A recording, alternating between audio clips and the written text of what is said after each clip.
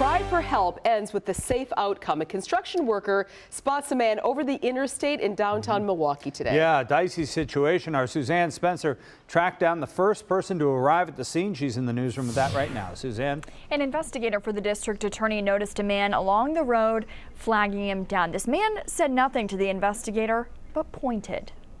Peering into someone's worst moment, 100 feet from it being their last. He was stepping in the traffic, flagging me down. A construction worker saw a man hovering over I-43 when investigator Daniel Suzik happened to be driving by. I said, "Sir, is there an emergency?"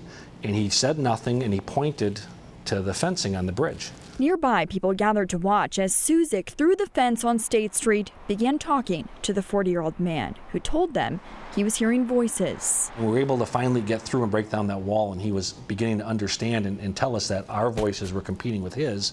We knew we were getting somewhere. The man scaled the fence to a pole, clutching it as they asked his name. Cars whizzed by underneath, his knees bent as they tried to convince him to come over the top, using what they call forms of enticement like a cigarette. When he gets over here, we're going to let him sit down. We're not going to handcuff him right away. We're going to let him have this cigarette, and we're just going to talk to him about what he's hurting, because we promised him that. So that's exactly what happened. The man eventually climbed over, and investigators kept their promise of a simple conversation. You have to relish, and truly, a success like today is something that you take with you, and you go, this is why I do it. I do it to help people. A handshake was more than a gesture between colleagues.